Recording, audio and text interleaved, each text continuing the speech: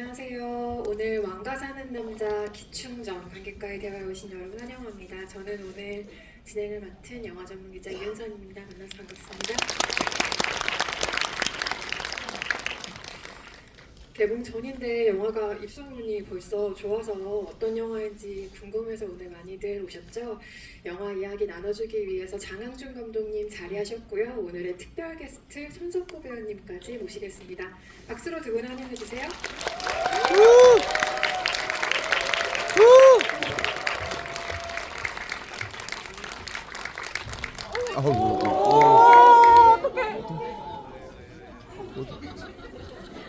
괜찮으세요? 죄송합니다. 죽지 마세요.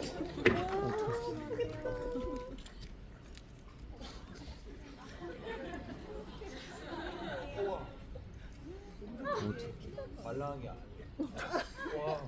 괜찮으시죠? 네, 네. 좋습니다. 네.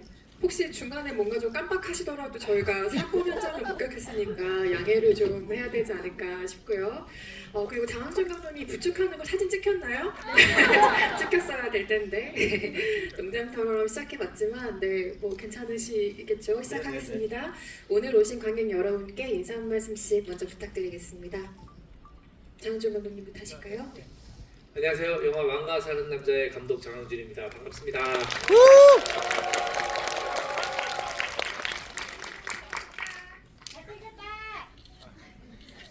들을 때마다 기분 좋습니다.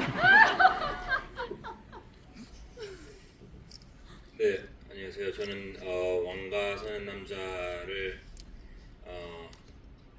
통해서 벌써 장항준 감독님과 두 번째 지부를 함께 하게 된 배우 손석구입니다. 반갑습니다. 네, 그러니까요. 오픈 더 도어라는 연출작도 함께 관객과의 대화를 해주셨고 오늘도 또 흔쾌히 자리에 나와주셨는데 제가 듣기로는 왕가 사는 남자 현장에 커피차도 보내주셨다고 들었는데요. 그때 장항준 감독님이 꼭 그 감독님 사진을 같이 넣어서 보내달라고 하셨던 것 같은데 네, 부끄러운 기억을 되주는 건가요 혹시? 저는 왕가 사는 남자와 그 시작 저는 정말로 인연이 많은 영화인데 잠깐만 그거를 얘기해도 될까요? 그러니까 물론 감독님과의 인연도 있고 그리고 제가 그 연애에 빠진 로맨스라는 영화 과거에 만든 영화가 있어요. 그 영화에서 PD를 하셨던 분이 그 임은정 그때 당시에 이제 PD님이 그 독립을 하셔서 제가 알기로는 처음으로 제작을 하신 영화기도 하고 그리고 여러분들 그 다 아시잖아요. 예전에 그 유퀴즈에 나와가지고 굉장히 유명하신 그 장원석 그 대표님하고 저 굉장히 친한데 이제 또 제작을 하셨고 그리고 제 개인적인 매니저가 있어요. 제 매니저가 그 여기 제작부로 들어가서 또 일을 했어요. 그분이 제작을 좀 배워보고 싶다고 해서 그래서 많은 분들이 그 제가 아는 많은 분들이 이 영화에 참여를 하셔서 제가 이제 커피차도 보내게 됐었습니다. 정말 약간 조금 충격이 왔나 봐요. 원래도 말을 잘 못하는데 지금 조금 더 안 되는 것 같아요. 아니 그 커피차 너무 진짜 사실 어찌 보면 그분들 중에 제가 손석구 씨랑 제일 안 친한 사람이에요. 굳이 이제 제가 그 제 사진을 써달라고 말씀드렸던 이유는 좀 과시하고 싶었달까요? 친분을 없는 친분을 그래서 그 사진을 제가 우리 굉장히 친한 척하고 찍은 사진을 써서 그리고 굉장히 좀 뭔가 제 스태프들한테 좀 의시됐던 그런 순간들이 기억이 납니다. 예.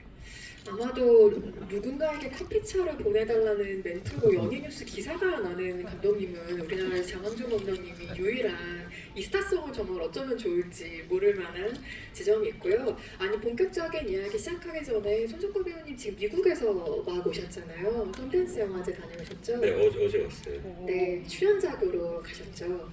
네. 조금 더 얘기해 주시면 안 될까요? 썬댄스 어떠셨는지. 배드포드 파크라는 영화로 다녀오셨죠. 네네. 썬댄스 영화제가 영화가 잘 된 것 같고요. 그렇습니다. 저 충격이 많이 크시네요. 네, 약간 시간을 멀어드리면 그 미국 인디 영화의 정말 보석 같은 작품들이 모이는 영화제가 선댄스 영화제고, 그래서 뭐 한국 배우들과 협업한 작품들이 매해는 아니어도 간간히 소개되기도 하는데요. 그렇게 소개된 영화 중에 한 편이 여러분 많이 좋아하신 미나리라는 작품도 선댄스를 통해서 소개가 된 작품입니다. 곧 영화제가 개막을 마치고 폐막하는 걸로 알고 있는데 또 어떤 낭보가 들려올지 기대하고 있겠고요. 또 지금 쉬셔야 되는데 말씀을 또 걸어서 너무 죄송하지만 영화 보신 소감도 연이어서 말씀해 주셔야 되거든요. 같은 관에서 막 보신 걸로 알고 있는데요. 일단은 그 제가 평소에 그 좋아하고 되게 팬인 선배님 또 후배 배우분들이 많이 나오시더라고요. 정말 이 역시 감독님의 그 뭐라 그럴까, 캐스팅 능력, 캐스팅 소환에 좀 감탄하면서 봤어요.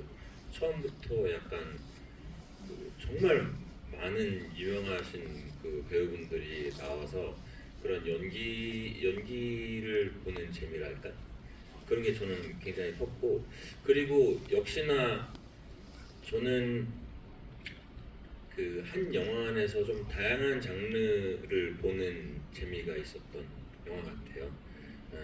그 당연히 이제 대한민국에서 그 어떻게 보면은 뭐 다른 장르의 연기도 굉장하시지만 뭐 제가 감히 생각하고 있는데 그런 어떤 굉장히 코믹한 연기의 대가이신 그 유해진 선배님의 그런 좀 코믹한 장르도 있고 액션적인 것도 있고, 그리고 그 굉장히 드라마가 좀 마지막에 가서는 아마 많이 좀 눈물을 흘리신 관객 여러분들이 있으셨을 텐데, 그런 좀 드라마적인 것도 강하고 해서 그 여러 가지 장르가 섞여 있는 그 영화에서 좀 만족도가 굉장히 컸습니다.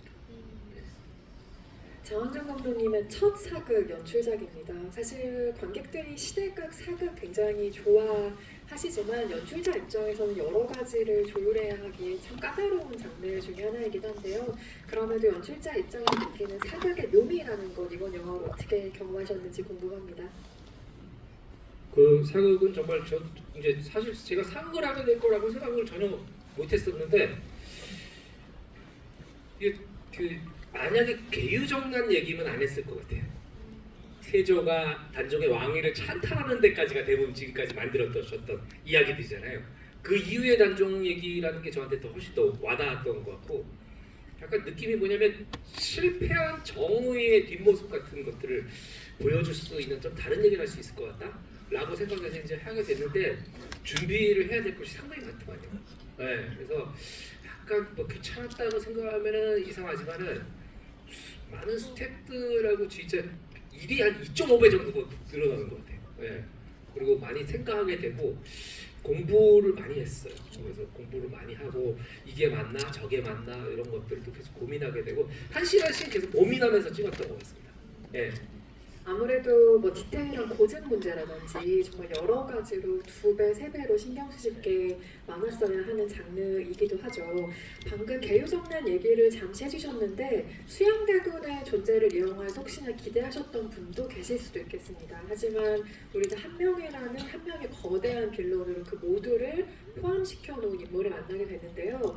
저는 그래도 끝까지 조금 기대하면서 보았던 것 같아요. 뭐 실루엣이라도 수양대군이 등장하지 않을까? 단종과의 관계에서 워낙 중요한 인물이기 때문에요. 그래서 예컨대 뭐 한명회와의 대화신이 짧게 등장하진 않을까? 뭐 이런 생각들을 해보기도 했는데 그 존재를 드러내지 않는 게 처음부터 예고된 선택이었는지 궁금하더라고요.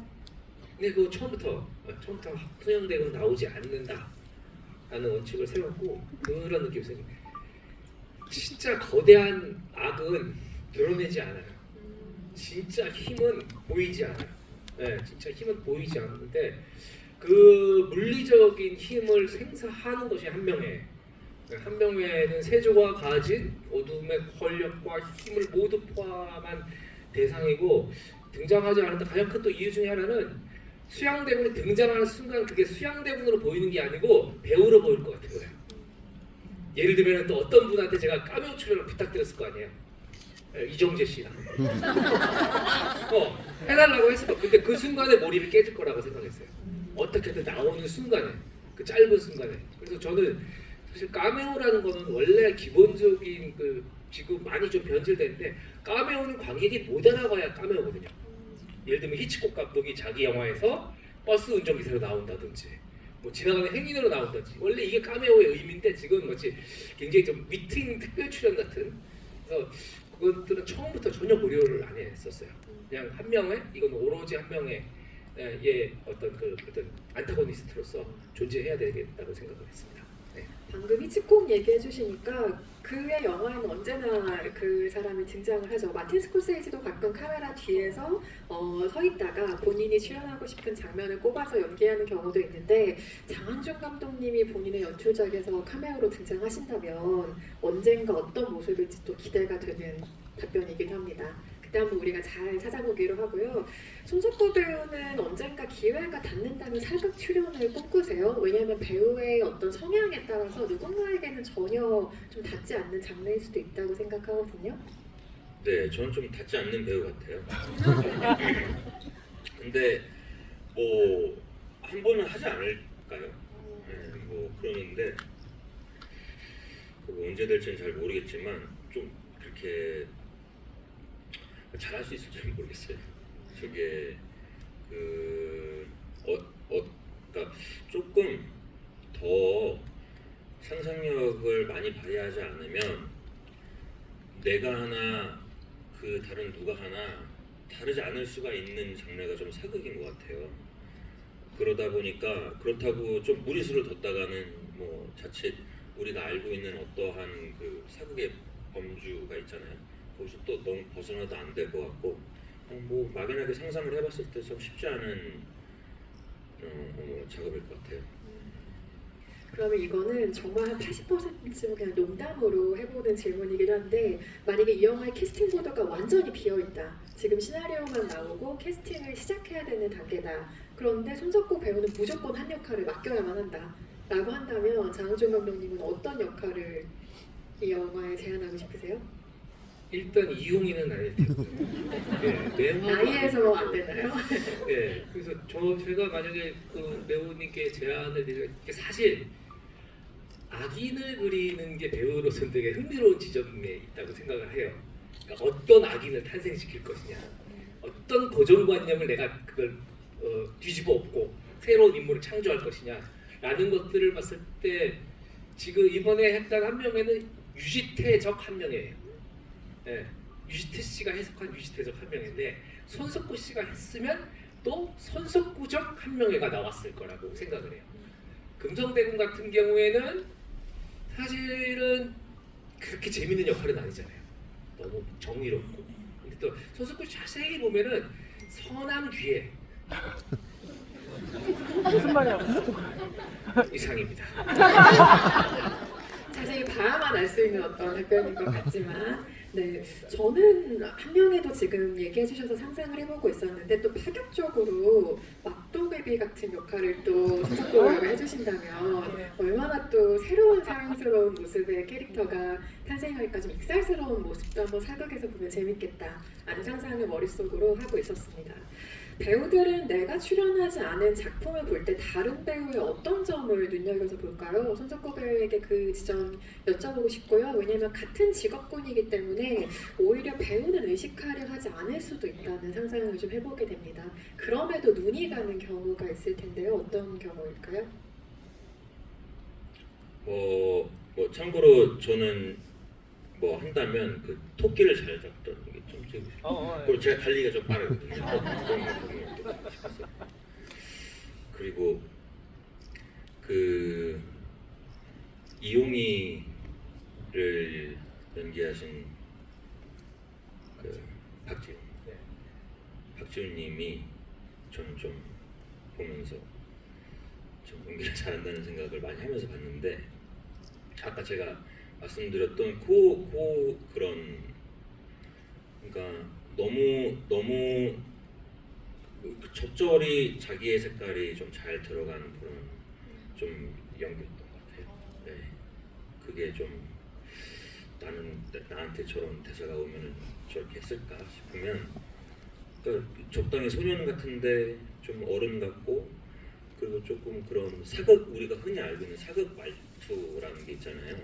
그것도 뭐 우리가 좀 익숙한 그 범주 안에서 좀 되게 진짜 옛날 사람이 말하면 이제 저럴 것 같아.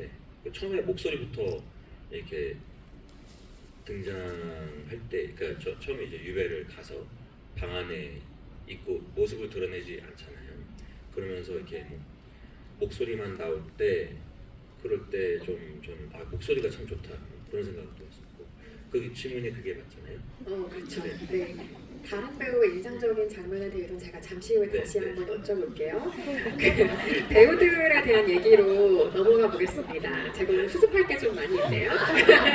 연출 데뷔작을 함께한 배우는 연출가에게 정말 각별한 의미일 것 같아요. 2002년에 한국 영화에 진짜 걸출한 코미디 영화가 하나 탄생을 했죠. 라이터를 켜라 라는 장항준 감독님의 데뷔작, 연출 데뷔작이 곧 박수가 나오네요. 공개가 됐었는데요. 이 영화에 유해진 배우가 출연을 했었죠. 그래서 2002년에 함께 작업을 하시고 2026년에 개봉하는 영화로 다시 한번 배우와 감독으로 만나신 셈인데요. 두 분 다 그간 각자의 자리에서 굉장히 크게 성공한 이후의 만남이기 때문에 그 작업하신 소감도 조금 남달랐을 것 같기도 하고요. 네, 2002년도에 이제 유해진 씨를 그때 처음 만났어요.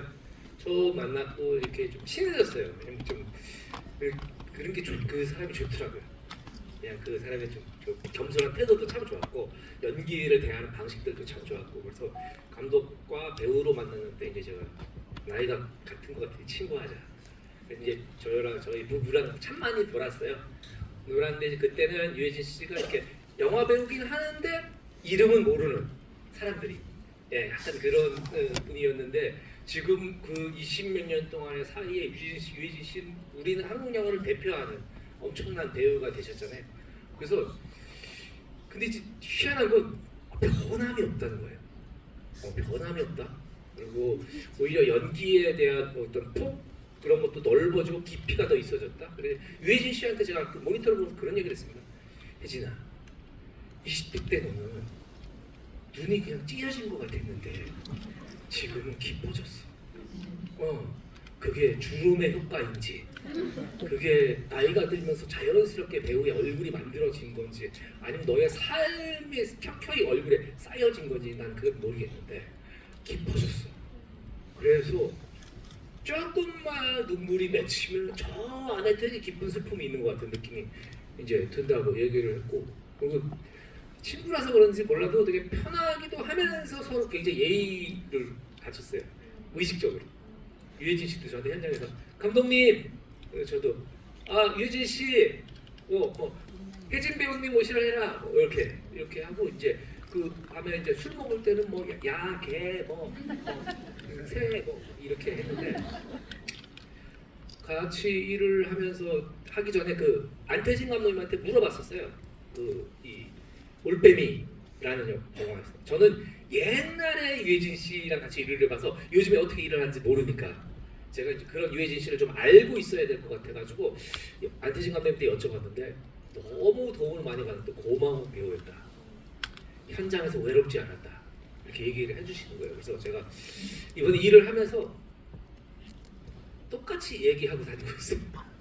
너무 많은 도움을 받았고 그리고 외롭지 않았어요. 상의하고 토론하고 그리고 이렇게 하면 어때 저렇게 하면 어때 물론 이제 말투는 막 이렇게 하면 어떨까 이렇게 하기도 하고 이렇게 했지만은 거의 매일 끝나고 나서 둘이 같이 한잔하면서 낮에 찍었던 촬영 얘기하고 그리고 그 다음에 이거 새롭게 이거 대사 같은 거 추가하면 어떨까 하는데 그게 정말 너무나 행복했죠. 우리가 진짜 어렸을 때 하고 싶은 영화를 하고 있잖아요. 각자의 자리에서 한 작품으로 하고 있고 그 작품 얘기를 하면서 우리 술 먹으면서 친구들끼리 얘기를 하고 게다가 돈도 받잖아요. 이게 얼마나 좋습니까? 행복한 시절이었다. 그렇게 생각합니다. 옆에서 지금 표정을 보는데 정말 너무 행복해 보이셔서 지켜보는 것만으로도 기분이 진짜 좋고요. 저는 유해진이라는 이름은 왕가 사는 남자의 진짜 든든한 미들 구석이라고 생각해요. 물론 장항준 감독의 연출을 기대하시는 분들도 계실 거고 또 박지훈 배우의 연기 혹은 다른 배우들의 참여를 기대하시는 분들도 당연히 많으셨겠지만 나머지 분들의 이름은 기대감에 조금 더 가깝다면 어떻게 이 영화를 만드셨을까 혹은 어떻게 표현하셨을까의 기분 좋은 퀘스천 마크에 가깝다면 정말 확실한 믿을 구석은 유해진이라는 이름이었던 것 같고 저는 경력이 이렇게까지 오래된 배우에게서 기대하는 바가 충족된다는 건 정말 힘든 일인 것 같아요. 하지만 관객이 기대하셨던 바 그대로 어쩌면 그 이상을 유해진 배우가 이 영화에서 보여주셨다고 생각을 하고요. 그리고 후배 배우가 돋보일수록 굉장히 너른 품을 내어주셨다는 생각을 이 영화를 통해 굉장히 많이 하게 됐어요. 여러 가지로 정말 믿을 구석의 배우였다라는 생각이 들고요. 그 이렇게 깔려진 판 안에서 우리는 박지훈이라는 엄청난 배우를 이 영화를 통해 재발견을 하게 됩니다. 단종의 마지막 모습을 생각해보면 그 슬픈 눈의 클로즈업으로 끝나게 되죠. 근데 이 숏이 아무래도 박지훈 배우의 캐스팅 이후에 결정된 숏이 아니었을까라는 짐작을 좀 해보았는데 눈이 워낙 좋은 배우니까요. 네, 단종의 마지막에 처리를 두고 혹시 박지훈 배우 캐스팅 전후가 달라진 것이 있을까요? 놀랍도록 날카로워. 네. 그 사실 원래 시나리오에는 아내 모습이 전혀 없었어요. 이 줄을 당기는 사이에 전혀 없었고 콘티를 짤 때도 아내 내용 모습이 안 그랬어요. 왜냐면 비극은 문 밖에 있는 자들의 것이라고 생각했어. 비극을 받아들인 태도는. 네. 그 단정이 죽어가는 방이 아니고 문 밖에 있는 사람들. 원래 비극은 살아있는 사람들이 느끼는 감정이잖아요. 네. 그래서 오히려 단종에 가시는 최후는 아무도 보지 않았으면 좋겠다고 이제 생각을 했는데 이제 박지훈 씨하고 계속 이제 계속 촬영을 하면서 마지막 순간에 눈을 보고 싶다. 안 쓰더라도 찍어놓자가 된 거죠. 그래서 했는데 역시나 너무 깊은 눈으로 슬픔을 잘 표현해 주셨고 내가 진짜 이 배우의 빛나는 20대를 카메라에 담을 수 있어서 너무 행운이었던 것 같습니다. 네. 영화계가 앞으로 진짜 많이 찾을 이름이 될 것 같죠? 박지훈 배우. 뭐 여러 작품으로 사실 연기 경력이 짧지 않지만 약한 영웅이라는 시리즈, 장항준 감독이 그 시리즈를 보고 캐스팅하셨다고 밝히기도 한 약한 영웅 시리즈가 이 배우를 정말 눈이 확 뜨이게 발견하게 했다면 이 영화는 거의 날개를 달아주는 작품이 아닐까 싶어요. 앞으로 어떤 연기를 보여주실지 너무너무 기대가 되는 얼굴을 다시 한번 만나게 된 것 같고요. 그런데 그 말씀하신 것처럼 문 밖에 사람들이 비극을 느낄 수밖에 없는 관객들도 덩달아 너무 비극적인 감정이 되고야 마는 그 단종이 세상을 떠나던 날의 촬영 당일 현장 분위기가 너무 궁금하더라고요. 왜냐면 이게 너무 중요한 장면이고 스태프와 배우들 모두에게 좀 긴장감과 침묵과 이런 게 좀 맴돌았을 풍경을 상상하게 되더라고요. 아침부터 긴장. 항상 우리 이 영화 찍을 때는 거기 앞에 아까 배소 보셨지만 너무 예쁘잖아요. 그게 사실 카메라에 제대로 안 잡혔어요. 그 앞에 그 풍경이나 이런 것들이. 그거는 뭐 촬영 감독님이 잘못한 거겠죠. 아무튼간에 그 풍광들이 너무 좋고 날씨도 너무 좋았어요. 항상 기온도 너무 딱 사람이 지내기에 좋고 너무 항상 좋은 분위기였는데 이제 그 씬을 찍은 날은 아침부터 모두 긴장한 상태로 일어나서 침묵 속에서 일을 시작했어요. 누구 하나 큰 소리 현장에서 안녕하세요 이런 말 아무도 안 하고 그리고 이제 저도 제 자리에서 준비를 하고 있는데 이제 저희 분장 하시는 선생님이 송정희 선생님이 이제 톡이 온 거예요. 감독님 빨리 여기 분장 차려 오시면 안 돼요? 왜요? 혜진 배우님이 울고 계세요. 찍기 신청해야 돼. 거기서 갔더니 정말로 막 분장을 하면서 막 울고 계시더라고요. 그래서 그게 뭐 어떻게 위로할 수도 없고 뭐 어떻게 할 수가 없잖아요. 그냥 등을 이렇게 한번 툭툭툭 두드려주고 이렇게 감정이 계속 빠져 있어가지고 주체가 안 되는 거예요. 그래서 현장에 올 때도 이제 이 배우 다른 배우들도 그렇고 스태프들한테도 굉장히 중요한 촬영이니까 다들 큰 소리 내지 말고 배우의 감정을 지켜줘야겠다. 그래서 되게 조심스러워갖고 그리고 박지훈 씨가 이제 잠깐 이 밖에서 잠깐 둘이 만났대요. 만났는데 박지훈 씨가 이렇게 인사를 했대요. 그래도 후배니까 이제 안녕하세요 선배님 이랬는데 유진 씨가 보고 절로 가라고 손짓으로 하고 그냥 시선을 외면해 버렸다는 거예요. 그래서 아 진짜 그래서 어찌 보면 촬영할 때 카메라 돌아갈 때 두 사람은 처음으로 서로 마주봤어요.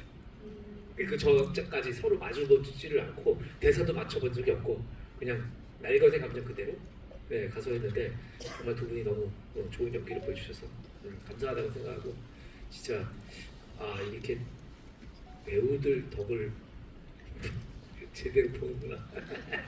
네, 약간 날로 먹을 수 있어서 너무 좋았어요. 모니터를 보며 죽음을 감출 수 없는다 이런 모습을 한번 상상해보게 되고요. 아까 손석구 배우님, 박지훈 배우 얘기도 잠깐 해주셨지만 관객으로서 가장 인상적으로 남는 장면 혹은 동료 배우로서 감탄한 장면 이 두 개가 일치하는지도 궁금해요. 각각 다른 장면일 수도 있다고 생각하거든요. 제가 감탄한 장면과 재밌게 본 장면이요? 그렇죠. 근데 배우로서, 관객으로서 이게 동일한가요? 그런 것 같아요. 네. 저는 뭐 사실은 역시나 마지막인 것 같은데 저는 사실 역사적 배경이 없었어요. 네, 아예 없이 봤어요. 네. 그래서 정말로 둘이 잘 될 거라고 믿어 의심치 않았었어요. 저는. 네. 솔직히. 왕과 영원히 사는 네, 남자가 네. 되고 저는 이게 뭐 실화 바탕인지도 몰랐고, 그리고 그냥 그러니까 왕이 그렇게 됐지만 뭐 다시 왕으로 돌아갈 수는 없겠지만 그래도 뭔가 둘이 합심해서 이겨낼 줄 알았어요. 근데 너무 놀랐어요. 그래서 저는 그러니까 이럴 수도 있어요. 근데 저는 어떻게 이해를 했냐면요. 활로 자기를 죽여달라고 했잖아요. 네, 할줄로. 네. 활줄로.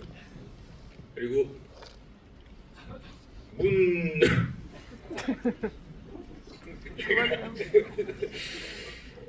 죄송합니다. 최근에 이렇게 웃긴 얘기 들어본 적이 없어요. 너무 듣고 싶습니다.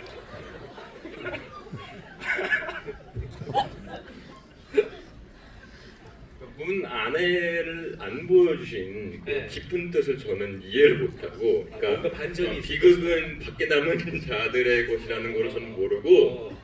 그 반전인 줄 알았어요. 아. 사실은 없었지. 아, 밖에서 그럴 수 있겠네요. 그렇게 보실 수가. 그러니까 저처럼 무식한 사람들은 그렇게 보는 사람도 한 1000에 1명 있을 거예요. 아, 그러니까 맞겠지만 거기 밖에 있는 이제 오. 포졸들이라고 할까요? 네. 속이고 그런 거 있잖아요. 뭐 연장하고 보면은 하고. 뭐 저기 뭐 이렇게 침리를 해서 도망가 있고 아, 예. 사실 이렇게 막 죽인 척하고선 오. 저는 누군가 살려주고 그래가지고 거기서 밖에 또 뭐가 이렇게 있을 줄 알았어요. 나쁘지 않은데요. 근데 정말로 죽은 거예요. 네. 그래서 이제 그 시신을 싸서 강에 흘려 보낼 때도 얼굴이 안 나오잖아요. 네. 저는 그때도 아닐 거야. 사실은 저렇게 했지만 어딘가에 딴 데 가면 어떻게 불 속에 들어가면 둘이 만날 거야. 뭐 이런 그 희망을 계속 품었는데 아, 마지막에 이렇게 나오면서 진짜 뭐 무슨 시대면 그냥 하면서 이렇게 나오잖아요. 그래서 뭐야 이거 진짜 있었던 일이야? 그러면서 이제 했는데 그러니까 더 슬펐어요. 진짜 죽은 거야? 아, 그치요. 네. 뒤를 아예 모르시니까. 네. 와. 그리고 너무 이제 코믹하게 시작을 했기 때문에 네. 또 그게 나름의 반전이었던 것 같아요. 제가 아까 전에 여러 장르가 있다 했는데 네네네. 그렇게 하다 보니까 마지막에 이제 유해진 선배님이 그 슬퍼하는 모습들이 저는 이렇게 보면서 가끔 그런 감정적인 연기 같은 것도 말씀을 하셨지만 네네. 그거 진짜 쉽지 않아요 그런 게. 그렇죠. 네. 근데 그리고 사실은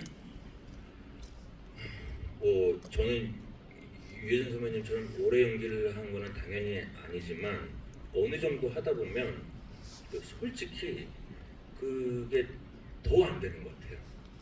그러니까 패기 있던 신인 시절보다 더 그 감정 연기를 쉽게 포기하게 되는 것 같아요.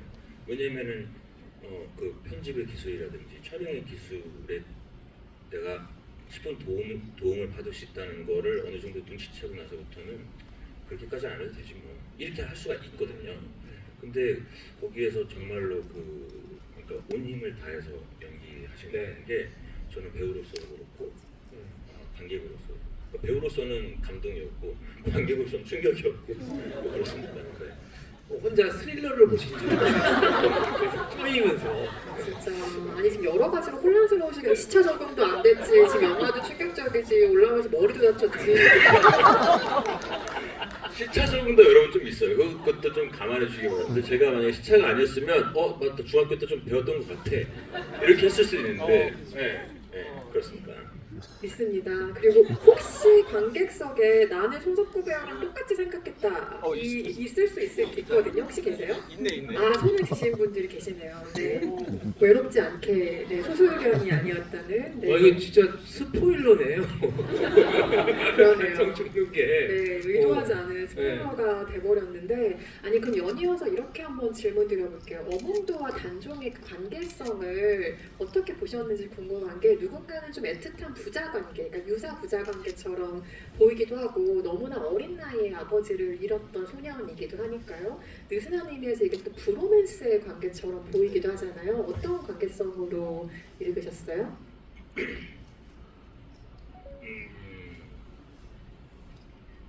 그러니까 저는 기본적으로 선한 사람들이라고 생각을 했어요. 둘 다 선하기 때문에 좀 서로를 알아봤다 할까, 그리고 좀 통했다 할까, 거기에 그러니까 그런 부분도 있는 것 같아요. 보통은 이제 브로맨스라 함은 다른 지점에서 시작해서 같은 지점으로 가는 부분이 좀 많다고 보거든요. 그래서 실제로 저는 보면서 아까 전에는 우스갯소리로 토끼 잡는 용이라고 얘기했었지만 저는 사실은 제가 이거 보면서 저는 하고 싶었던 캐릭터는 그 성함이 뭐였었죠? 유해진 선배님 캐릭터 홍도가 저는 좀 관심이 갔어요. 왜냐하면 제가 만약에 연기를 한다면 저는 어몽도를 굉장히 야비하게 했을 것 같아요. 네. 그러니까 나만의 순전히 나의 개인적 사심을 채우기 위해서 저 사람을 이용하고 철저하게 계산되고 야비하고 치사하게 하다가 아마 좀 동화되는 그런 저는 아크를 좀 개인적으로는 그렸을 것 같아요. 근데 여기에서 근데 이제 그 해석은 배우분들마다 또 감독님마다 또 이렇게 만드는 분에 따라 다른 거니까. 근데 여기에서는 그와는 좀 반대로 굉장히 그 선한 자들이 만나서 거대하게 좀 맞서게 되는 그런 부분이었었는데. 네, 선한 사람들과의 만남이라는 관계성으로 그런 관계성으로 저는 읽으셨다. 봤고 저게 저런 식으로 해석이 됐구나. 나는 아마 저 대본을 봤으면 다르게 봤을 것 같은데 그런 생각을 했던 기억이 납니다. 근데 손석구 씨가 말씀하신 게 상당히 일리 있는 게 저도 처음에 관계 설정 그렇게 갖고 왔거든요. 처음에 홍도와 홍이의 관계는 상인과 손님이에요. 그 어몽도는 상인이에요. 저 사람으로 이득을 보려는. 네, 저 사람을 유치해가지고 이득을 보려는 상인인데 이제 거기서 이제 뭔가 틀어지기 시작하죠. 틀어지면서 어쩔 수 없이 모셔야 되는 상전과 하인 같은 관계로 가다가 조금씩 마음을 열기 시작하면서 이제 친구, 밥 먹는 씬부터 친구가 되었다가 마지막 이용이가 선택한 지점에 앞에 서서 아들을 바라보는 아버지가 되거든요. 저는 실제로 어몽도라는 분이 세조가 이용이를 죽인 다음에 강에 시체를 버리는데 이걸 시체를 건지면 삼족을 멸한다고 기록에도 있어요. 삼족을 멸한다면 친척들 다 죽이는 거거든요. 내가 잘못하면. 그런데 어떤 대단한 장수, 어떤 대단한 충신도 그 시체를 못 건드렸어요. 그래서 상당히 오래 기간 동강에 떠다녔어요. 부패하면서 그 썩은 시체를 목숨을 걸고 가서 건져서 장사를 치는 사람이거든요. 부모만 할 수 있다. 네, 이거는 부모만이 할 수 있다라고 생각해서 그 관계성의 부자는 최후의 상황이 아니었을까. 그런데 아까 말씀하신 그거 맞아요. 그 상행 같은 내 이득을 취해야 되니까. 예. 그런 부분도 충분히 있죠. 아니 그래서 이 둘의 관계가 영화가 진행이 될수록 너무 애틋하게 그려지기 때문에 그 관계에 서서히 동화되는 과정을 관계를 겪게 돼요. 그러면 어떤 바람을 갖게 되냐면 역사적인 사실의 끝을 알고 있지만 이게 영화적인 판타지가 있으면 좋겠다. 그러니까 영화가 할 수 있는 허구 엔딩이 좀 있으면 좋겠다라는 바람까지 영화를 보면서 가게 되더라고요. 그래서 예컨대 뭐 단종이 떠나는 건 어쩔 수 없지만 떠난 이후에 뭐 예를 들면 어몽도의 꿈장면을 추가한다던가 이런 식의 좀 뒷이야기, 판타지를 허락하는 방식을 고민하신 적이 있는지 궁금했어요. 일단은 그 어몽도가 그 단종의 시신을 수습하는 과정에서 잠깐 회상 같은 게 들어가잖아요. 사실은 그건 회상이 아니고 환상 같은 거. 네, 언젠가 있었을 환상 같은 원래 시나리오 없었던 건데 유해진 씨가 이런 거 해보면 어떻겠냐. 그러니까 괜찮을 것 같은 거예요. 찍어서 손해볼 거 없잖아요. 그리고 사람들이 다 있는데. 저는 좀 그런 유연한 방식들을 좋아하거든요. 그리고 유해진 씨가 엄청난 흥행을 한 배우잖아요. 왠지 믿음이 가요. 아니 그런 게 있어요. 그 기운이라는 게 있어요. 그래서 안 쓰면 그만 편집해서 드러내면 되지. 이거 찍는데 오래 걸리지도 않고. 그래서 해서 그것들을 찍어갖고 넣었는데 그 장면이 우리 관객들 모니터 시사할 때도 가장 평점이 높았던 장면으로 나왔던 것 같고 개인적으로 시나리오를 수정하면서 들었던 생각은 이 뒤가 너무 역사가 뻔하니까 물론 이제 안 그러신 분들도 있지만 이게 이제 금성대군이 그냥 한양으로 진격을 해서 세조를 끌어내리고 다시 단종을 왕이 안 치는 장면에서 끝났으면 좋겠다. 그렇게 되면 이제 일이 커져요. 굉장히 일이 커져요. 역사를 완전히 바꾸는 거고 대규모 전투씬이 나와야 됩니다. 한 4, 50억이 더 들어가요. 이제 그리고 역사 왜곡 뭐 난리가 나겠죠. 그리고 이제 유작이 되는 겁니다. 그거를 근데 이 비근한 예로 그렇게 하는 것도 생각해볼 수 있지 않을까라고 잠깐 생각했던 이유가 그 쿠엔틴 타란티노 감독의 버스터즈라는 영화 있어요. 거기 이제 그 히틀러 암살을 하려고 하는 그 특공대 같은 사람들의 얘기인데 거기서 히틀러를 죽여요. 그 역사를 바꿔버립니다. 네, 그런데 그게 그 타란티노 감독의 가장 큰 흥행작이에요. 전 세계적으로. 그래서 우리도 할 수 있지 않을까 했는데 이게 또 사실 역사적인 실존 인물도 다루는데 항주 쫄린 거죠. 네, 그래서 그냥 지금 있는 것만으로도 잘 준비해서 해보자. 이렇게 된 겁니다. 예.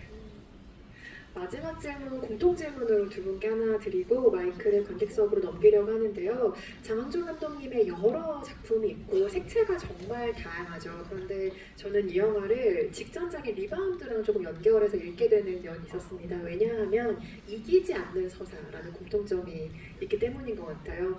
이 사람들의 승리 혹은 어떤 식의 성취를 관객들이 계속 기대하면서 가게 되지만 끝내 원하는 승리는 이루지 못하는 이야기가 되거든요. 그 이야기가 남기는 여운이라는 게 분명히 있는 것 같아요. 어떤 여운이라고 생각하시는지 두 분께 의견 여쭤보고 관객석으로 마이크 넘기겠습니다. 저는 이 작품 이게 역사적인 또 사건이고 우리 역사에서 그런 사건들이 많지만 사실 정의가 불의한테 진 사건이에요. 크게 보면. 그래서 조선이라는 나라의 역사의 불출기가 바뀐 큰 사건이기도 하거든요. 근데 이제 항상 저는 역사를 대할 때 그렇게 생각해요. 성공한 영모는 인정받아야 하는가. 그리고 실패한 정의는 실현되지 못한 정의는 잊혀져야 하는가. 네. 실현되지 못한 정의를 기록하고 기억하는 것 자체가 후대에 우리가 할 일이 아닌가. 네. 그래서 사실 이 영화에 있어서 저한테 그런 점이 되게 중요했어요. 아무도 거들떠도 보지 않는 이제 세조 승자는 세조잖아요. 예. 세조가 왕위를 찬탈하고 자기가 왕이 됐잖아요.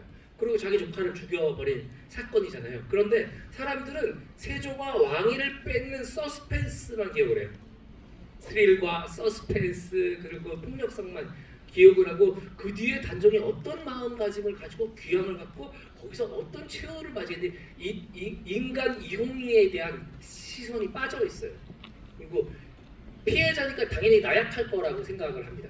어떤 역사 기록에도 단종이 나약하다는 기록은 없거든요. 예, 오히려 어렸을 때부터 총명하고 할아버지인 세종대왕의 사랑을 듬뿍 받았고 그리고 수많은 신료들이 앞으로 성공이 될 자질이라고 해서 굉장히 기대를 했던 그런 어린 왕이었는데 패배자는 나약함의 동의어가 아니잖아요. 예. 반드시 패배한 사람이 나약해서 패배한 건 아니거든요. 예.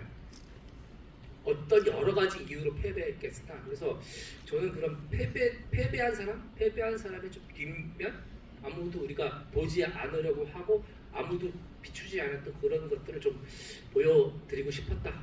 네, 그렇게 말씀드리고 싶습니다.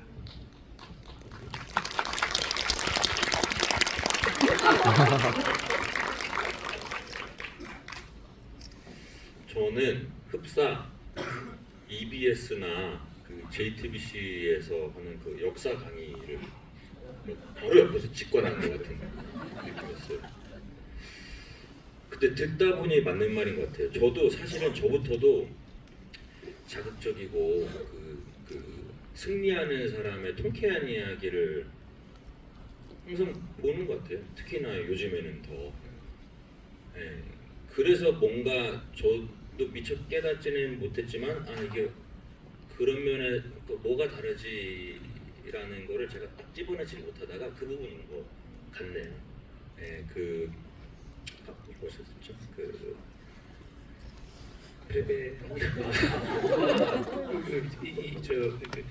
실현되지 못한 정의는 잊혀져야 하는. 잊혀져야 하는. 그게 그런 영화들이 좀 많이 나와야 되는 게 아닌가 그런 생각을 했습니다. 근데 생각해보면 손석구 배우의 출연작 중에서도 그런 게 있죠. 전 지금 머릿속에 댓글 부대가 싹스치고 지나갔는데 그것도 무언가의 성공의 성취의 이야기는 아니니까요. 그래서 그때 손석구 배우 얼굴 클로즈업 장면이 지금 싹스치고 지나가는 경험을 하기도 했습니다. 관객석에서 질문 있으신 분 손 들어주시면 마이크 전달드릴 텐데요. 선물이 준비되어 있습니다. 스페셜 굿즈 복주머니 세트 드린다고 하거든요. 장항준 감독님이 가장 첫 질문하실 분 한번 지목해 주실까요? 그러시겠죠. 저는 저 러브 항준이? 러블리 항준이? 네. 우리 저거 이제 집에서 준비해 오신 거 아니에요? 네, 준비했어요. 네네. 말티즈 그림까지 붙여오셨네요. 네. 이제 눈물이 눈물자가 없어지실 것 같아요. 아유 감사합니다. 너무 재밌었습니다. 네. 제 질문은요. 네. 이거는 역사니까 모두가 아는 결말이잖아요. 네네. 손석구님 그리고 근데 이런 얘기를 할 때 부담감은 없으셨는지 궁금해요. 아니 사실 그거 자체가 굉장히 부담스러웠어요. 그래서 처음에는 이제 안 하려고 했죠. 네, 이게 왜냐면 이제 너무 결말을 다 알고 있고 어떻게 비틀 수도 없고 뭐 이렇게 돼가지고 그리고 투자받기가 거의 힘들 거라고 생각을 했어요. 그래서 사실은 투자받는 거에 대한 기대도 크게 안 하고 그냥 청춘을 한 6개월 정도 시나리오 쓰는데 날려도 나쁘지 않겠다. 물론 이제 청춘이라는 말에 의문을 제기하시는 분도 계시고 중춘을 한번 진짜 젊었을 때 그냥 막 기약 없이 해볼 때 있잖아요. 그렇게 지금 한 번을 해보는 것도 나쁘지 않겠다 했는데 기적적으로 투자가 되고 배우분들이 다 합류를 해주셔가지고 하게 됐는데 사실은 되게 좀 투자가 될 거라고 생각하면서 쓴 시나리오는 아니에요. 그냥 되게 운이 좋았고 그리고 전 또 뭐 생계는 또 예능으로 가능한 네. 그리고 그냥 가끔 한국 영화에서 하지 않은 시도 같은 것들이 가끔 박수 받는 때가 있잖아요. 그거는 누군가 계산 없이 해야 되거든요. 네. 요게 요즘에 스릴러가 잘 되니까 나 스릴러 해야지 이렇게 계산하고 하면 그거 발전이 아닙니다. 그거는 그냥 시류에 편승하는 거지. 그럼 잘 될 수도 없고 항상 다른 각도로 다른 이야기로 계산하지 않고 해왔던 게 제가 아는 영화인들은 그렇게 했거든요. 그런 것들이 아주 감사하게도 투자자들도 투자해 주시고 배우분들도 같이 참여해 주시고 제가 여러분들께 이 작품을 보여드릴 수 있는 날이 그렇게 오게 된 것 같습니다. 네. 정말 UX 역사 강의 같은 멘트부터 한준 쫄 같은 멘트까지 오갈 수 있는 스펙트럼은 진짜 유일하실 거예요. 네, 다음 질문도 받아보겠습니다. 손석구 배우님이 한번 지목해 주실 수 있을까요? 네, 저기 저 맨 끝에 모자 쓰고 회색 후드. 네, 손 들고 계신 분이요. 네. 네, 안녕하세요. 2시간이 어떻게 갔는지 모르게 몰입해서 영화를 잘 봤습니다. 이 영화의 가장 큰 매력은 캐릭터 운영 능력이 좀 탁월했다라고 생각하는데요. 저는 감독님한테 2가지 질문 드리고 싶은데, 첫 번째는 하고 많은 이야기 중에 이 개유정난 속 이 어몽도라는 인물을 영화로 그려야겠다 결심한 포인트가 궁금하고, 두 번째는 영화를 만드실 때 가장 중시하는 것, 이 하나만 영화에서 살릴 수 있다면 남기는 감독님만의 좀 가장 지향점 이런 게 궁금합니다. 영화를 하시는 분이 그죠? 하시는 약간 것 같은 날카로운 질문인데. 그죠? 네. 영화를 하시나요? 굉장히 그 날카로운 질문 상당히 당황스럽습니다. 농담이고요. 영화에서 제일 전에 이제 이준익 감독님이 그런 말씀하셨어요. 영화에서 가장 중요한 3가지가 있는데, 첫 번째는 시나리오, 두 번째는 시나리오, 세 번째는 시나리오다. 그만큼 시나리오의 중요성을 얘기해 줬는데, 사실 거기서부터 모든 것들이 출발해서 시나리오가 가장 중요하다고 생각하고, 그 다음에 저는 연기라고 생각해요. 결국 그 관객분들이 보시는 건 배우를 얼굴을 통해서 감정을 보시는 거잖아요. 네. 그래서 이 시나리오는 배우분들하고 같이 일을 하기 위한 설계도라고 생각하고, 설계도에는 디테일이 없는 경우들이 있습니다. 아주 러프한 스케치라고 생각해요, 시나리오. 그래서 저는 작업할 때도 배우분들한테 입에 맞게 다 고쳐도 상관없다고 말씀드려요. 당신의 말이어야지 나의 대사에서는 책상에서 쓴 글은 말이 될 수 없다고 생각해요. 기본적인 가이드만 있을 뿐이지. 그래서 놓치기 싫은 2가지라고 얘기한다면 시나리오와 배우, 배우 연기자는 배우, 그리고 배우가 표현해 주는 것들이 우리가 할 수 있는 유일한 표현 방법이라고 생각을 하고, 앞에 거가 까먹었어요. 운동. 우리가 이제 그런 지점이죠. 진짜 용기를 낸다는 것은 어떤 것인가? 어몽도가 보면 이 극 안에서 항상 굉장히 좀 뭐랄까 나의 이득이 되는 것들만 이제 선택을 해요. 항상 그런 선택을 하거든요. 항상 그런 처음부터 모든 그런 선택을 해요. 어찌 보면 개인에게 있어서는 합리적인 선택이에요. 이 결정이 나한테 유리한가? 아닌가? 내가 손해봐야 되는가? 손해보면 안 되지. 그러면 나 이득을 봐야겠어. 이렇게 하는 것이 나한테 나의 안위를 위해서 좋아? 하고 계속 자기에게 유리한 선택들을 해나 합리적인 선택들을 해나가요. 그런데 마지막 순간에 가장 중요한 순간에 비합리적인 선택을 하거든요. 네. 비합리적인 선택을 했던 그 한 줄, 2-3줄의 역사만으로는 이해되지 않는 사람의 감정을 상상하고 보여주고 싶어라고나 할까? 예, 그래서 어몽도라는 분을, 어몽도 뭘 얘기하려고 했는데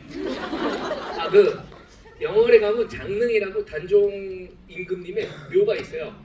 그게 어몽도가 시신을 수습한 다음에 그냥 매장한 그 자리예요. 거기서 위치가 바뀌지 않았어요. 그 위에 다른 건축물들을 엮어가지고 이제 장릉이 돼 있는데, 그 장릉에서 불과 얼마 안 떨어진 곳에 그 어몽도의 묘도 있고, 그리고 어몽도 기념관이라고 있는데 지금은 아마 동상만 있을 겁니다. 그 동상이 뭐냐면 물에 빠져 있는 젖은 골룡포를 입은 단종을 어몽도가 안고 있는 장면이에요. 물속에서 막 끄집어내서. 그 동상이 굉장히 슬퍼요. 그래서 유해진 씨랑 이제 촬영하기 전에도 그걸 가면서 보면서 둘이 묘했죠. 이게 사실은 600년 전 사람이잖아요. 600년 전 사람을 연기해야 되는 사람과 600년 전의 이야기를 전체적으로 만들어야 되는 사람이 우리 누구도 이름도 모르는 그 동상을 만든 누군가에게 영감을 받은 거죠. 네, 그래서 이거 진짜 할 가치가 있다. 네, 이 추모를 그 슬픈 애도를 대하는 우리 태도가 어문도에게서 느껴지지 않을까. 그런 것도 저한테 큰 끌림이 있었던 것 같습니다.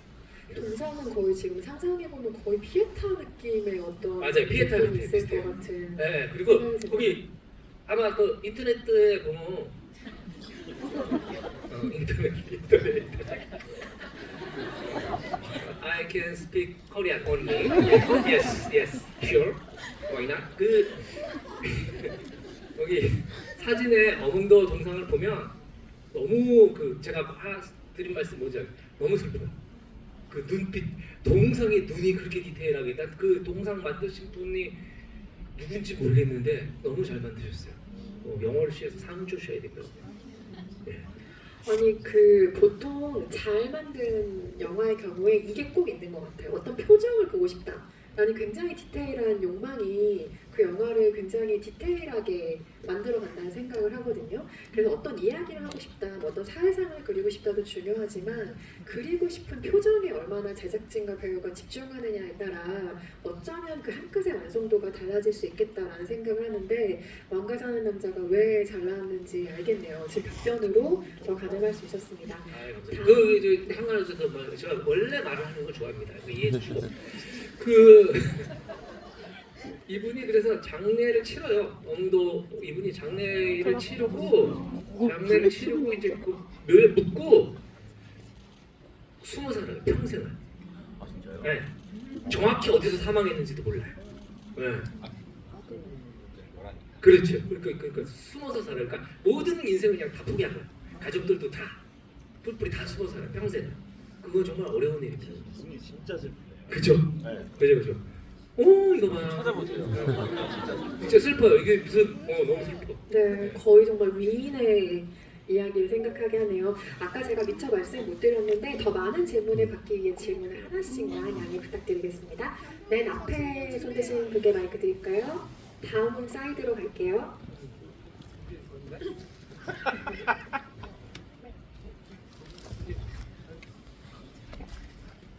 네, 감독님 영화 일단 잘 봤고요. 개인적으로 완급 조절이 아주 훌륭한 영화였다고 생각합니다. 웃긴 장면에서 정말 크게 웃을 수 있고 울 수 있는 장면에서는 크게 울 수 있는 영화였었는데요. 손흥구 배우님과 장항준 감독님 같은 경우에는 그런 완급 조절을 가장 위에서부터 가장 밑에까지 끌어올리고 내리게 하는데 어떤 포인트를 신경 쓰시는지 궁금합니다. 각각 연출과 연기의 면에서 얘기해 주실 수 있겠네요? 생각지도 못한 그런 거 생각을 해봐야겠네요. 코미디 할때 뭐죠? 네, 저는 이거 아마 근데 감독님이 먼저 하시는 게 좀 생각하시기가 좀 많아요. 양보한 이유가 이겁니다. 아니 뭐 완급 조절 제가 그럼 먼저 저도 막 딱히 너무 질문이 너무 생각지도 못한 적이어서 완급 조절이라는 건 저는 그런 것 같아요. 끊임없이 배우하고 얘기하고 어느 정도의 감정을 여기서 갖고 갈 것이냐 이 씬에서 또 어느 정도의 감정을 갖고 가시냐 사실은 다 머릿속으로 미리 계산을 해놓거든요. 계산을 해놓는데 이게 글은 무생물이잖아요. 대본은 무생물입니다. 근데 이제 그게 카메라도 무생물이에요. 그런데 이제 그걸 카메라 스위치를 누르고 카메라 돌아가는 순간에 그 앞에 있는 배우는 생물이잖아요. 이 배우의 그 미묘한 표정 변화와 이런 것들이 약속돼 있어도 배우는 하면서 자기도 모르는 신세계를 경험할 때가 있거든요. 그러면 비로소 그 캐릭터가 생물이 돼요. 활자였던 것이. 그것들이 생물이 되는 순간에 통제가 안 돼서 나중에 영화를 망치는 경우도 상당히 많잖아요. 요 정도면 관객이 충분히 생각했을 거야. 라고 우리끼리 막 오버해가지고 뒤에 감정이 안 붙거나 이런 것들이 많은데 그래서 좀 이번에 작업할 때도 좀 촘촘히 했던 것 같아요. 그래서 유해진 씨랑은 제 방에서 단둘이 시나리오 한 장씩 읽으면 넘기면서 같이 얘기했어요. 이 씬에는 기와가 어떻게 서 있을 거야? 이렇게 얘기하고 아 정말이야? 이렇게 해가지고 하고 여기 카메라는 앵글이 이렇게 진행되고 어떤 배우가 어떤 옷을 입고 서 있을 거야. 뭐 이런 것들. 그리고 유해진 씨는 여기 감정은 대사 이렇게 바꿨으면 좋겠는데 너무 좋은데? 그래서 거기서 즉석에 또 해설 바꾸고. 그래서 이제 그 전 씨는 다 그렇게 했어요. 그러니까 우리 머릿속에는 항상 이렇게 어느 정도 이 그 합의된 틀은 있었지만 그거 자체는 붕괴되거나 뭐 그것을 벗어나는 경우들이 훨씬 많기 때문에 끊임없이 신경 곤두세우고 봐야 되는 것 같아요. 그렇게 일을 했습니다. 그 맞는 말씀이신 것 같아요. 완급 조절은 사실은 저는 개인적으로 제가 생각할 때는 제가 하지는 않고 좀 감독님이 이제 봐주시는 것 같고, 저는 완급 조절보다는 제가 이제 배우로서 저 평소에 하는 건 그러니까 완급 조절은 저는 안 하는 것 같아요. 잘 안 하고 저는 아마 그 이제 특히나 뭐 2시간짜리 딱 영화다 하면 이렇게 그래프가 있을 거잖아요. 그거를 그리는 거보다는 이제 캐릭터를 잡는 게 저는 좀 중요한 것 같아요. 그러니까 뭐 A라는 캐릭터를 잡으면 뭐 이런 곡선을 그릴 수가 있겠죠. 근데 뭐 B라는 캐릭터는 전혀 반대일 수도 있는 거인데, 그러니까 일단 저는 좀 그런 거 생각 안 하고 완급 조절 생각 안 하고 일단 대본에 충실한 캐릭터를 한 명 설정을 하는데 오래 걸리는 것 같고, 그리고 그 캐릭터가 이제 누군지 알겠다 그러면은 그때부터는 이제 촬영장에 그 캐릭터만 좀 가지고 가는 것 같아요. 그리고 나서 뭐 어디까지 얘가 갈지는 그날 좀 보는 거죠. 그런데 해보니까 뭐 이 정도인 것 같아. 근데 감독님은 뭐 이 정도야, 혹은 이 정도야 이렇게 하면 요거 하나 해보고 요거 하나 해보고 뭐 그렇게 하는 것 같은데요. 네. 동료를 좀 믿어야 한다는 말로 두 분의 이야기가 들리기도 하네요. 네. 네. 시간이 많이 넘는데 짧은 질문과 짧은 답변으로 하겠습니다. 질문 있으신 분 질문 받아야겠죠? 네. 오늘 안 받으면 누가 나올 것 같아요?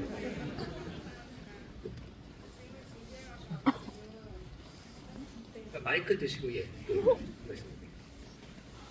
감독님, 제가 일단 거기 23년도 이럴 때 그때 이제 라디오에서 방송 같이 하실 때 그때 막 그 라디오 그 막 이름 짓고 막 이럴 때 팬 때 그때부터 되게 팬이었어요. 그때 제가 되게 우울한 시기를 보내고 있었는데 네. 그 라디오를 들으면서 이런 사람이 있나?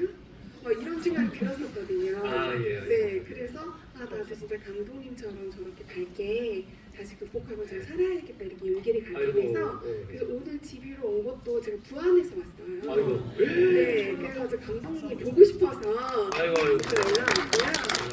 왔고요. 그리고 실제로 이제 저는 TV나 유튜브에서는 되게 좀 왜소하시고 되게 가벼워 보이셨는데 아까 입장하시는데 너무 귀골이 장대갖고 제가 저도 모르게 멋있다 이렇게 말이 나온 거였어요. 네, 실물이 너무나 멋있으셔서 네, 제가 다 퍼뜨리려고 지금 준비를 하겠습니다. 이거 몰래 카메라는 아니죠? 네네, 진짜 너무 멋있으면 놀랬고요. 감사합니다. 네, 그리고 제가 이 영화를 보면서 이제 느낀 거는 그 단종 이용희님, 그다음에 어몽도 이제 감독님은 항상 TV나 뭐 이렇게 유튜브나 이렇게 방송에서 하실 때 나는 너무너무 중요한 순간에도 우리 어머니 아버니가 전화가 오면 전화 받는다. 그래서 항상 가족이 1순위고 나는 항상 다른 사람보다 가족을 가장 소중하게 여기는 사람을 존중한다. 이런 말씀을 많이 하셨잖아요. 근데 지금 어몽도 같은 경우는 사람들이 멸한다고 하는데도 그거를 감수하고 그리고서는 이렇게 시즌을 수습했잖아요. 근데 저는 궁금한 게 감독님 주위에는 너무나 좋은 분들이 많고 그러신데 감독님 가족을 제외하고 부모님이라던가 형제자매라던가 그 이제 예쁜 따님이라던가 아내라던가 그분을 제외하고 진짜 단종 같은 분이 마음에 있으신지 그게 정말 너무 궁금해요. 그 목숨을 걸고 하네? 없습니다. 뭐 이렇게 왜냐면 저와 제 가족의 안위가 훨씬 중요하기 때문에 사실은 그런 것 같아요. 저는 일제강점기 때 만주를 가서 독립운동했던 분들을 왜 우리가 잊지 말고 왜 박수를 쳐줘야 하냐면 보통 사람은 할 수 없는 일을 하는 거예요. 이순신 장군 같은 분들이라도 그 개개인들이 다 모든 그 안정적인 것들 그리고 모든 위험을 다 무릅쓰고 가족들한테 가족들이 얼마나 만류할지도 눈에 보이지만 나는 모두를 위해서 난 나라를 위해서 가겠다. 뭐 그거 자체 그래서 우리는 그분들을 기억하려고 하는 거고 그래서 항상 그분들에 대해서 이제 좀 우리가 박수 치고 그리고 또 좀 그분들을 애도하는 거라고 생각하거든요. 저는 그렇게 못합니다. 이게 쉽게 할 수 없는 일이기에 영화로 만나는 이야기인 것 같기도 하고요. 정말 죄송합니다. 마무리해야 될 시간이 돼서요. 끝인사 한 말씀씩 해주시고 자리 마무리해야 될 것 같습니다. 손석구 배우님부터 인사 전해주실까요? 오늘 영화도 재밌게 봤지만 또 진즉에 알고 있어야 할 우리의 역사를 배운 것 같아서 참 뿌듯한 시간이었고요.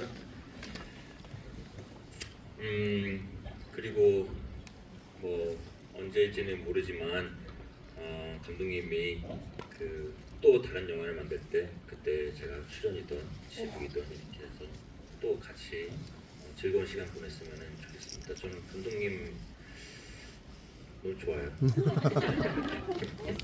감사합니다. 여러분들 뭐 손석구 씨를 배우로서도 많이 좋아하시지만 자연인으로서도 얼마나 매력적인 분입니까? 얼마나 맑고 투명하고 그리고 또 뭐라고 그러죠? 다들 뭐 계산만 하면서 사는 것 같잖아요. 요즘 현대에 막 그 어떤 첨예화된 끝에 서 있는 분들은 손석구 씨 너무 없고 이렇게 없는 친분인데 커피차도 보내주고 GV도 2번이나 하는 건 정말 어려운 일입니다. 역사에 대해서 좀 모르면 어떻습니까? 제 은인이나 마찬가지라고 생각해요. 저도 다음 작품 대본 더 재밌게 잘 써가지고 우리 손석구 배우님과 같이 일할 수 있는 기회가 됐습니다. 네, 두 분의 랑데뷰 그리고 또 각자의 차기작도 기다리고 있겠고요. 그 전에 왕가 사는 남자의 흥행이 중요하죠. 오늘 집에 함께 해주신 여러분의 입소문이 정말 중요합니다. CGV 에그 실감한평 이벤트 진행하고 있으니 많은 참여 부탁드린다는 이야기 전해드리고요. 2월 4일 극장 개봉 앞두고 있습니다. 명절에 가족들과 또 보시면서 오래도록 이야기 나눌 작품인 것 같고요. 많은 응원 부탁드리겠습니다. 인사드리겠습니다. 감사합니다.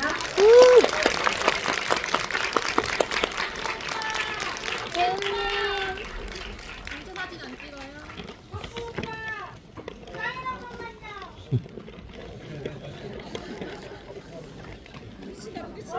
네, 죄송합니다. 예, 해야 돼요.